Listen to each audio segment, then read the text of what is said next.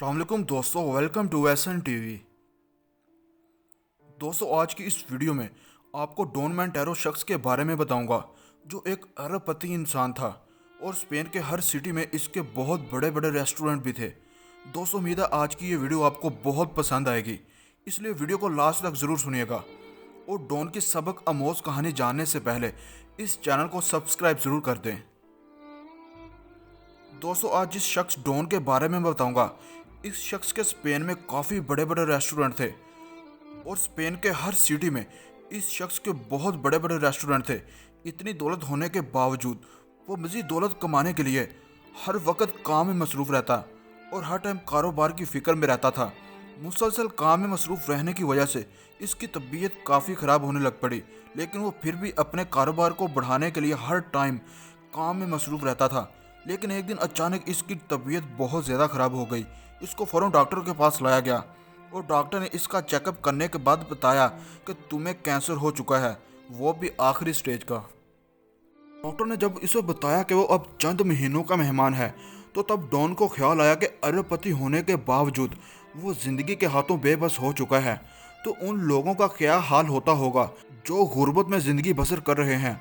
और बहुत से लोग तो ऐसे भी होते हैं जो 2 टाइम की रोटी भी नहीं खा सकते। और बहुत से लोगों का ख्वाब होता है कि काश हम भी बड़े बड़े रेस्टोरेंट में खाना खा सकें। और अगर ये लोग मांग तांग कर पैसे जमा कर भी लेते हैं, तो इतने पैसे नहीं हो पाते कि वो शहर के सबसे बड़े होटल्स में खाना खा सकें। और अगर कोई गरीब पैसे जमा करके चला भी जाता है, तो इन होटल्स और रेस्टोरेंट का अमला इतना संग दिल होता है कि वो गरीब का ख्याल ही नहीं करते। तो एक दिन डॉन ने घर बैठे बैठे सोचा कि वो अपनी ज़िंदगी के ये आखिरी दिन इन्हीं बेघर और गरीब लोगों के नाम करेगा और देखेगा जो होटल उसने इतनी मेहनत से बनाए हैं, क्या उसमें भी गरीब खा सकते हैं। और मेरे सब होटल्स का स्टाफ इन गरीब लोगों के साथ क्या सलूक करता है। और फिर एक दिन डॉन ने बेकारियों की तरह फटे पुराने कपड़े पहने अपने ही होटल जाने का फैसला किया।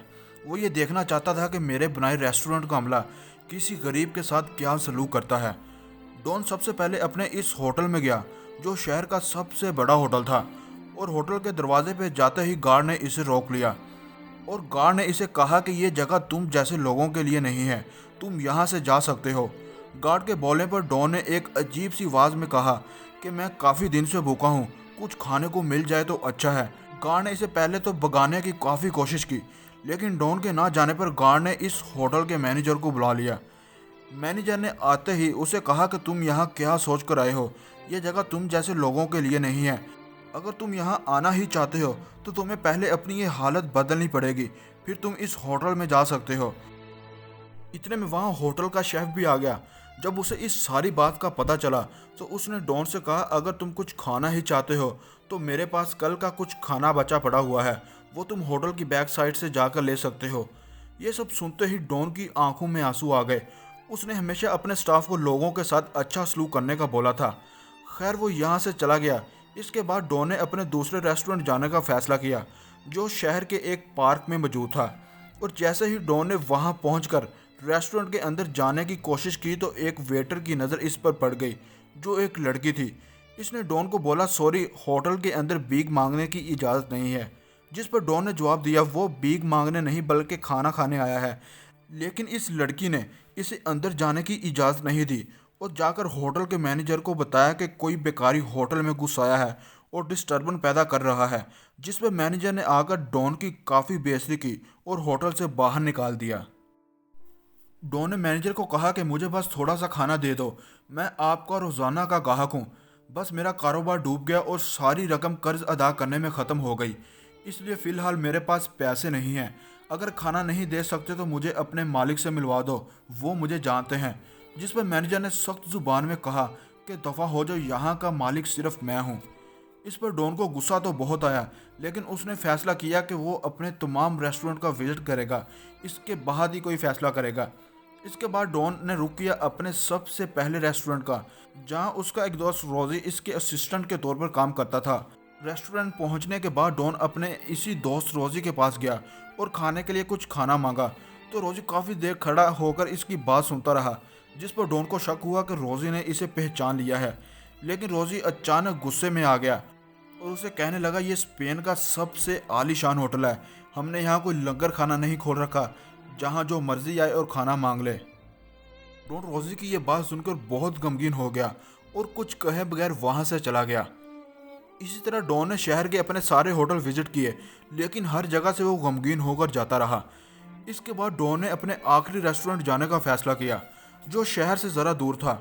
डॉन ने रेस्टोरेंट पहुंचते ही एक गार्ड को अपनी तरफ आते देखा, जिस पर डॉन गार्ड की बातें सुनने के लिए तैयार ही हो रहा था। इतने में गार्ड ने कहा, मैं आपकी क्या मदद कर सकता हूँ। डॉन ने कहा कि मैं काफ़ी दिन से भूखा हूँ, मुझे खाने के लिए कुछ चाहिए। जिस पर गार्ड ने होटल मैनेजर से इस बारे में बात की और उनको अपने साथ ले आया। मैनेजर ने इंतहाई नरमी के साथ कहा कि मैं आपकी क्या मदद कर सकता हूँ। जिस पर डॉन ने उसे कहा कि मुझे खाने के लिए कुछ सामान चाहिए, मैंने काफ़ी दिन से कुछ नहीं खाया। मैनेजर ने काफ़ी प्यार से बात करते हुए कहा कि आप बाहर तशरीफ़ रखें, अभी अंदर कोई टेबल खाली नहीं है, जैसे ही कोई टेबल खाली होती है तो मैं आपको अंदर बुला लूँगा। डॉन बाहर बैठकर इंतज़ार करने लगा और जब डॉन को इंतज़ार करते काफ़ी टाइम गुजर गया तो डॉन समझ गया कि मैनेजर ने बड़े तरीके और चालाकी के साथ इसे वहाँ से निकालने की कोशिश की है। और जब डॉन वहाँ से उठकर वापस जाने लगा तो मैनेजर ने इसे देख लिया तो फौरी तौर पर इसे अंदर बुला लिया और होटल के कोने पर पड़े एक टेबल पर बैठा लिया और डॉन के लिए खाना मंगवाया और साथ वाली कुर्सी पर खुद बैठ गया। डॉन ने खाना खाते हुए इसे कहा कि मैं कभी बहुत अमीर था, लेकिन आज मेरे ये हालात हैं कि मैं 2 टाइम की रोटी भी नहीं खा सकता।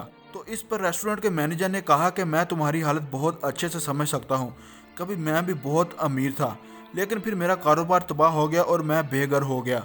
इसी तरह एक दफ़ा मैं इसी होटल में खाना मांगने आया था, तो यहाँ के मालिक ने मुझे खाना देने के बाद नौकरी की ऑफ़र कर दी और आज इसी रेस्टोरेंट के मालिक की मेहरबानी का नतीजा है कि मैं आज एक मैनेजर की पोस्ट पर नौकरी कर रहा हूँ।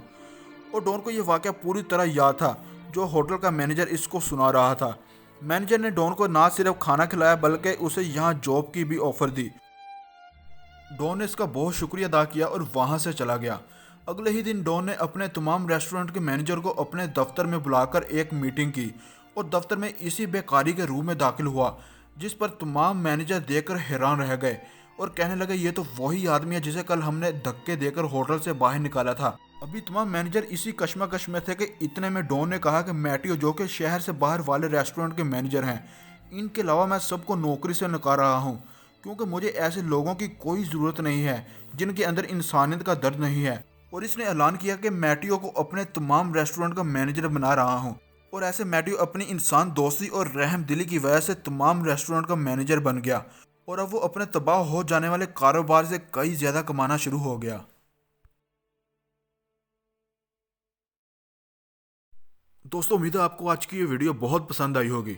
मज़ीद ऐसी इंटरेस्टिंग वीडियो देखने के लिए हमारे चैनल को सब्सक्राइब करें और बेल आइकन के बटन पर क्लिक कर दें ताकि आने वाली नई वीडियो का नोटिफिकेशन आपको मिलता रहे। दोस्तों, अपना बहुत ख्याल रखिएगा। अल्लाह हाफिज़।